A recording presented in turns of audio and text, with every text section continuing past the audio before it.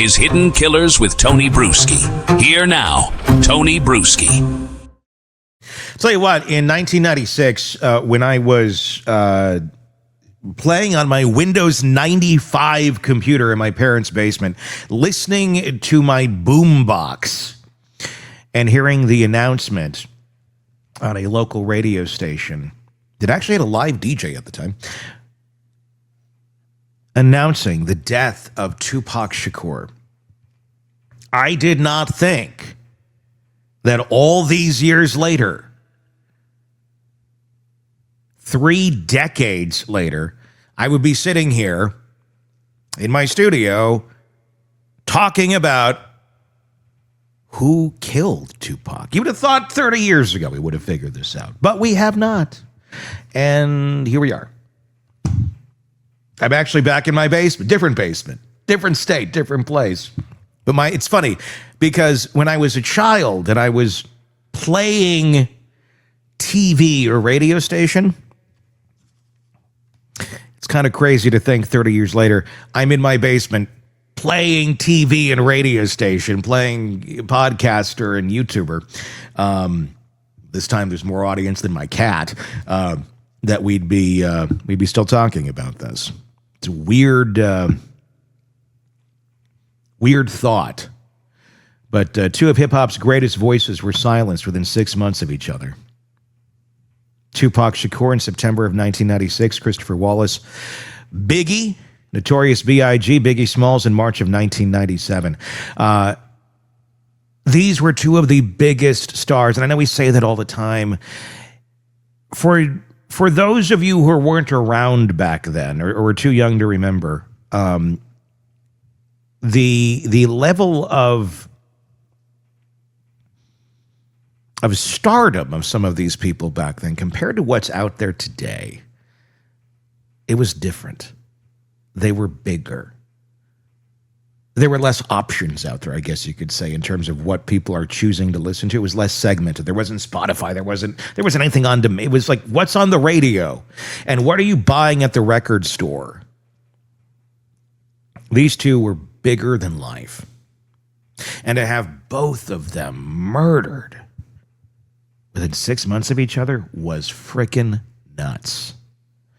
In almost 30 years, those murders have lived in a fog of speculation, conspiracy, and convenient silence. Until now. Netflix documentary Sean Combs' The Reckoning doesn't claim to solve the cases, but it does something arguably more damning. It presents a narrative where Sean Diddy Combs sits at the center of both tragedies, not as a grieving friend, but allegedly as a catalyst. And then according to the film, he built an empire on the ashes. These are the allegations. We're going to talk about it. I'm not saying he did or didn't do any of these things. We're going to talk about the allegations that have been made. Allegations to which he denies vehemently, okay? So it's all a hit piece. It's all bullshit. It's all blah, blah, blah, blah, blah, blah, blah, blah, blah. Okay, we know you say, Diddy, you didn't have anything to do with it. Here's what other people are saying did happen. So thank you for sharing that you think this is all BS. Here's what other people are saying. Here's what the facts are. We will let them settle where they will. While we do that, we're going to go through all this in the comment section on YouTube. Please give me your thoughts. Where do you think this all settles in reality? Let me know. Hidden Killers with Tony Bruschi is what you search to find us on YouTube. While you're there, please hit subscribe. If you're listening to us on Apple Podcasts in the review section, would love a few kind words. If you got a few seconds, leave us a quick review. We greatly appreciate that. Okay. To understand how this story works, you have to start before there was beef, before the coats and the coasts went to war. East Coast, West Coast. It was a hip-hop war. You're on their side or the other side. You're for us or against us, basically. Because here's the part that gets lost in the mythology. Tupac and Biggie, they were actually friends. Real friends. Prior to the semi-manufactured East Coast, West Coast hip-hop war, and we'll talk about the manufacturing of this in just a moment. They weren't just industry friends who nod at each other at the award shows. These guys came up together. They went from nothing to something at the same time. And think about your own life. Think about whatever it is you do. And if you've been doing it for a while, there are folks that came up with you. Folks that you go, yeah, we were going through the same stuff at the same time. That creates a bond. That creates a trust. That creates sometimes lifelong relationships, because you're able to relate and remember specific moments in time like only people in those specific scenarios, in those specific windows can. The kind of friends who crash at each other's places and freestyle in the backyard. When Biggie was still hustling, still trying to get his foot in the door at Bad Boy Records, Tupac was already a star. He took Biggie under his wing, let him stay at his crib in L.A., cooked him steaks, gave him career advice. According to people who were there, Biggie even asked Tupac to manage him. Tupac declined, told him to stick with Puff, said it would be better for the career in the long run. Can you imagine? Can you imagine what a different story this would be? That's the kind of bond that they had. And according to Kirk Burrowes, Bad Boy's co-founder and one of the documentary's most damning witnesses, that bond made Sean Combs deeply uncomfortable.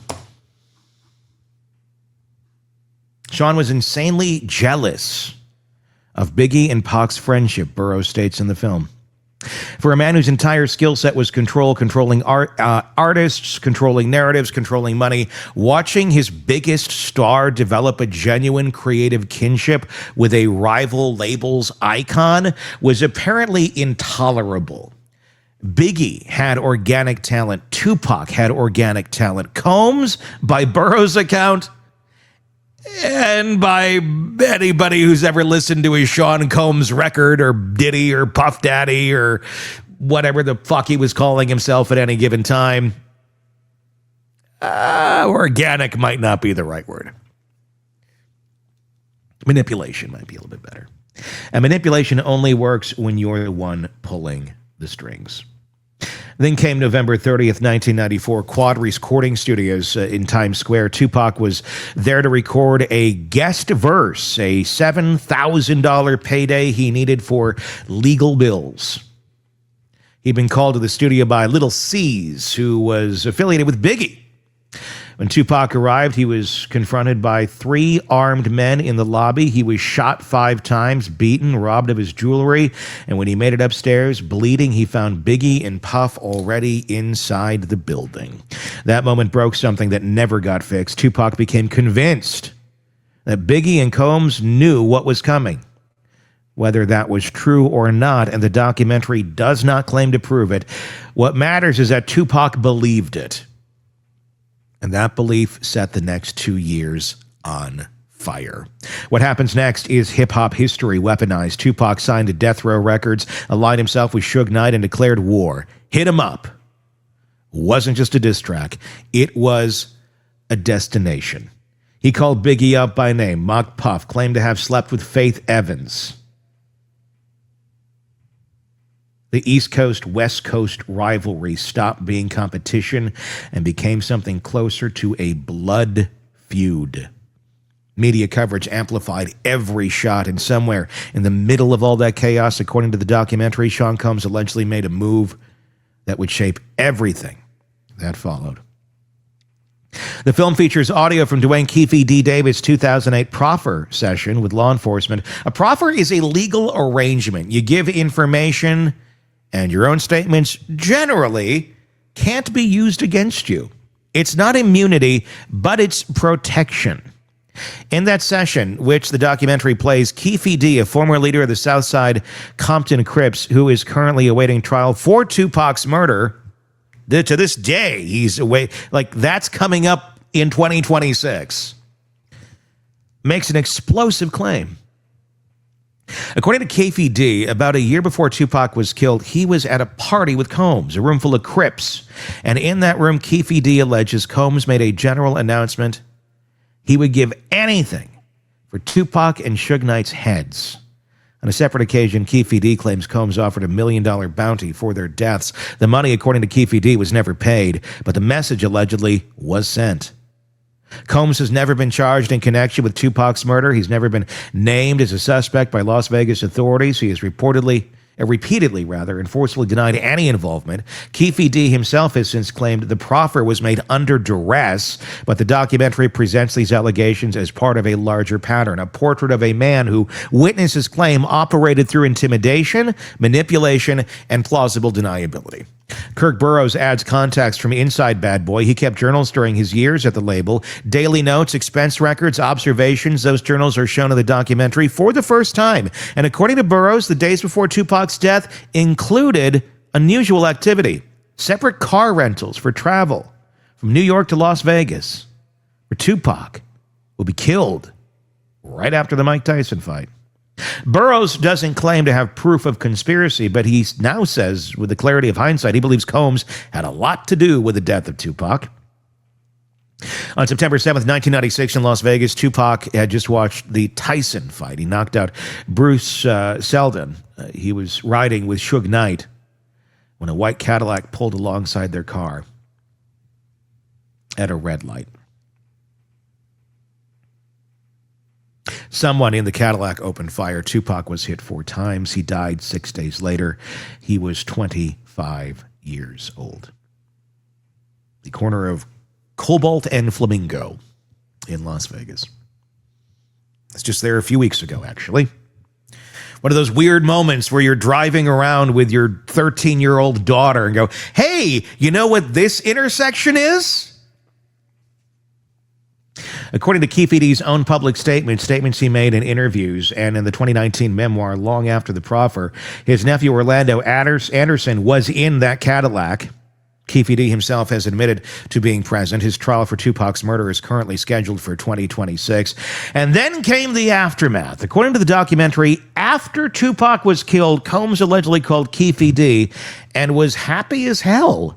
Keefe D claims he was promised money that never materialized. What did materialize was the continued escalation of tensions and the death of Biggie Smalls 6 months later. Here's where Burrowes' testimony gets particularly pointed. After Tupac's murder, the West Coast was hostile territory for anyone connected with Bad Boy. You didn't want to be there. Not a good spot to be. Everyone knew that. According to Burrowes, Biggie knew that. He was uncomfortable being in Los Angeles. Burrowes had arranged Biggie's first European press tour, a trip to London to promote his upcoming album, Life After Death. The timing wasn't just promotional, it was strategic. Get Biggie out of harm's way. But according to Burrowes, at the last minute, in Sean Combs' ultimate wisdom, he canceled the London trip. He allegedly wanted Biggie to stay in L.A. for the Soul Train Awards, wanted to be seen on the West Coast despite the danger. Burrowes says Biggie didn't want to stay, but Combs allegedly overruled him.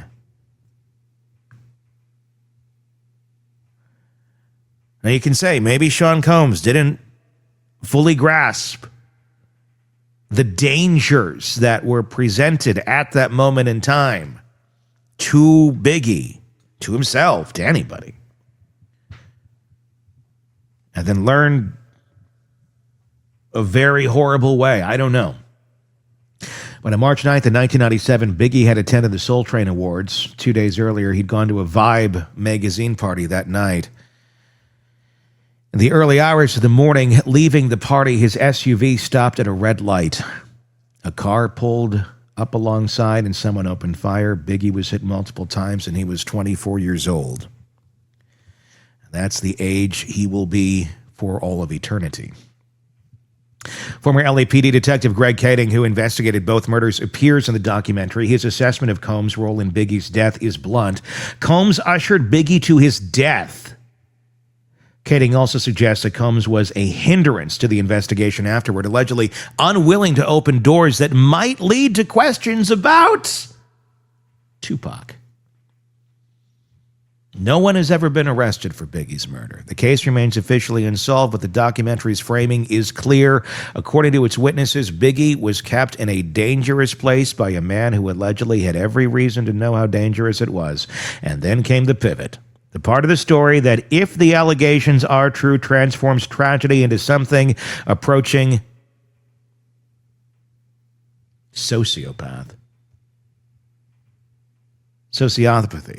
9 days after Biggie was murdered, his body was laid to rest in a massive funeral in Brooklyn. Thousands of fans lined the streets of Bedford as the procession wound through his childhood neighborhood. Lil' Kim was there, Faith Evans was there, Mary J. was there, and Sean Combs was there. Front and center. The grieving best friend. According to Kirk Burrowes, Combs had promised the biggest funeral for Biggie that New York has ever seen. And he delivered. But when Combs allegedly saw the bill, the price tag for the biggest funeral New York has ever seen, according to Burrowes, he made a decision. We'll let Biggie's estate pay for this funeral. Even though he planned it, he put it together, he's benefiting from it. It's becoming more of a look at me event. I'm the grieving best friend. Oh yeah, Biggie's dead event. He can pay for it though. He was going to make the funeral to be a recoupable charge to Biggie in death. Burroughs states in the documentary, Sean doing a big show looked good on him, but he's not going to tell the world that Biggie was going to pay for it. That's what makes it weird. So I had this question, actually. I was doing a morning show in Green Bay, Wisconsin this last week, talking about this case. And the question came up, isn't that normal? Isn't like someone normally pay for their own funeral? And the answer, in some cases, yeah. I mean, a lot of them, yes. But that's if you plan it. You pick out the what you're going to do. You're the one who's approving all of it. This is like, okay, we're going to put on this grand, crazy event. It's going to be super expensive. You know, no expenses too much. Oh, and by the way, you're going to pay for it. Oh, you didn't agree to that? Well, tough shit. That's basically what the allegation is. That's not how funerals work. Especially when the funeral ends up being a giant PR campaign for the not dead person. Now, it's important to note that the allegation has been disputed. Wayne Barrow, who co-managed Biggie's estate alongside his mother, Valletta Wallace, until her death earlier this year, went on The Breakfast Club after the documentary aired. He denied the funeral claim entirely. According to Barrow, Diddy and Bad Boy Records paid for everything. He says he reviewed every royalty statement personally alongside Valletta Wallace, and funeral expenses were never applied or appeared. Biggie's son King Combs also pushed back, sharing Burrow's denial and calling the documentary full of lies. So there's that. Now, yes, it is just, Bad Boy paid for it. Okay, but I think we're missing a bit of what's being said here.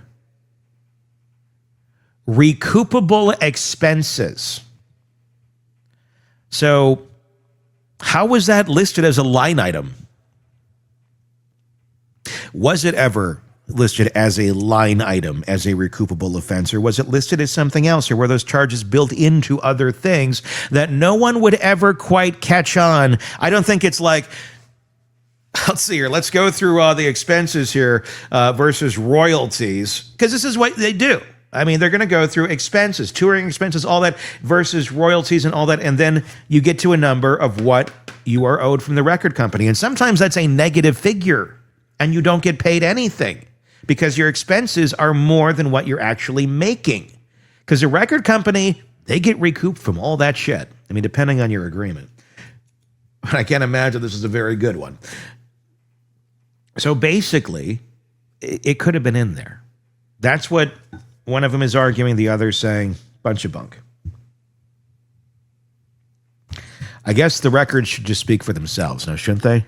Maybe they should be looked over. and in some sort of investigative way, more than just a bunch of people speaking up in a documentary. Maybe a federal investigation or something of that nature might be appropriate to narrow some of that down. Was that a crime? I don't even know if that would be a crime. But it would answer some questions. Something to look at if one ever is so inclined to try and figure out what exactly happened here, to either clear Sean Combs, which, good. If you had nothing to do with it, maybe it's time. Maybe it's time there's a more thorough investigation on this. And we can clear you once and for all. Or maybe they'll find some information out. I don't know. You got two competing narratives. Burrowes says the funeral was charged back to the dead man's estate. Burrowes says it wasn't. Burrowes and Barrow, two different people, by the way. I know it's a little confusing. Burrowes, Barrow, sound very similar. The documentary notes that any such transfer would likely have been structured in a way that wouldn't appear on standard royalty statements. Ta-da! Essentially hidden from Biggie's family, but there's no definitive proof either way. What isn't disputed is what happened next. Less than 3 months after Biggie was buried, Sean Combs released "I'll Be Missing You." Dun, dun, dun, dun, dun, dun, dun, dun, dun. Check it out. Check it out. You know, a tribute to his fallen friend, featuring Biggie's widow, Faith Evans, the group 112, built on a sample of the Police's "Every Breath You Take, Every Move You Make." And then Sting even appeared at the VMAs and sang it with him. The song dominated the summer of 1997. I remember playing it on the radio. Even stations that didn't play rap played this song. They did. That's a fucking hit. It spent 11 weeks at number one. It became one of the best-selling singles of the decade. It won a Grammy for Best Rap Performance by a Duo or Group, and it transformed Sean Combs from a successful producer and label head into a household name. Sean Combs did not have songs prior to that. He was a producer. You heard him in the background. I like this. To all the ladies in the... You heard him in those, little background. Little background. He was always there, dancing in the videos.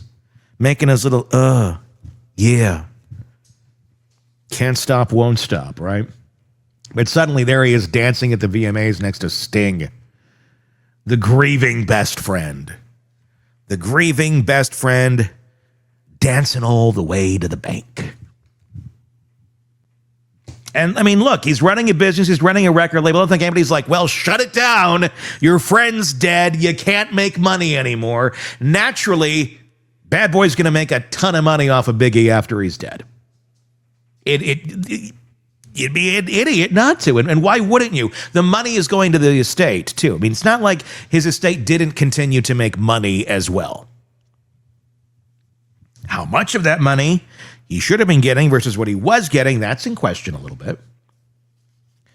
But it continued to be business as usual for Bad Boy, except the star of the label was no longer anyone other than Sean Combs. The documentary doesn't explicitly say Combs profited from Biggie's death. It doesn't have to. It just presents the timeline. The allegations about the bounty, the claim that Biggie was kept in Los Angeles against his wishes, the assertion that a funeral was charged back to his estate, and then the tribute song. It's kind of hard with you not around. No, you're in heaven, smile. I broke into this song when the Police song was playing the other day in the car with my daughter, and she's looking at me like what? Then I started dancing and I took my hands off the wheel. She's like, Dad, you're going to crash. It's okay. Puffy's got the wheel now. And then I broke into Carrie Underwood, Jesus Take the Wheel, but I said, Puffy, take the wheel. Okay, I'm kidding. I didn't do that. Anyway. You got to insert some levity here because this is such a dark freaking story. The Grieving Brother performance at the MTV Music Video Awards was Sting joining him on stage. The entire machinery of public mourning allegedly leveraged into a solo career. No Way Out was Combs' first debut album. Came out in July of 1997. It sold over 7 million copies. It won the Grammy for Best Rap Album. The man who allegedly played a role in the circumstances of Biggie's death, according to the documentary's witnesses, was now positioned as his greatest champion. Every interview was an opportunity to memorialize. Every performance was a tribute. If the allegations in this documentary are true, and again, Diddy denies every last inch of it, it represents one of the most calculated acts of public manipulation in music history. Not just exploiting tragedy, allegedly manufacturing the conditions for tragedy, and then rebranding yourself as its chief mourner. Combs has denied all of it. His representatives have called the documentary a hit piece. His legal team has sent cease and desist letters trying to get it removed from Netflix, claiming it contains footage that was never authorized for release. Netflix has stood by the film. Keefe D's trial is scheduled for 2026. If it goes forward, some of these claims may be tested under oath. But many of the people who could contradict or confirm the documentary's allegations are dead. Tupac is dead. Biggie is dead. Valletta Wallace died earlier this year. What we're left with is testimony, journals, recordings, and the increasingly difficult task of separating grief from calculation. The documentary ends with a question it can't answer. Did Sean Combs lose a friend or remove a problem? What it can show is a pattern. Witness after witness describing a man who allegedly used people until they were no longer useful, who allegedly made promises he had no intentions of keeping, who allegedly positioned himself at the center of other people's talent and tragedy. Kirk Burrowes put it simply, you've abused everyone and used most everyone. Two voices that could have defined a generation. I don't say could have. They did. They could have done a lot more, though. Silence within 6 months of each other. And one man allegedly standing between them, then standing over them, then building his empire on the graves. What do you think? Is it all bunk? Or is it something? Tell me in the comments section on YouTube. If you're not already there, search Hidden Killers with Tony Bruschi. On Apple Podcasts, if you're listening to us right there, please leave us a review in the review part. Really appreciate that. Hidden Killers with Tony Bruschi. That's our channel. You can find us. And if you're already there right now, if you're already on the podcast channel, please, there was a review. We really do appreciate those kind words. Helps us be discovered by other folks looking for the same content that you're enjoying right now, too. So thank you for that. Seriously, it really means a lot. Until next time, I'm Tony Bruschi. We will talk again. Want more on this case and others? Then press subscribe now and don't miss a moment of true crime coverage from Tony Bruschi and the Hidden Killers podcast.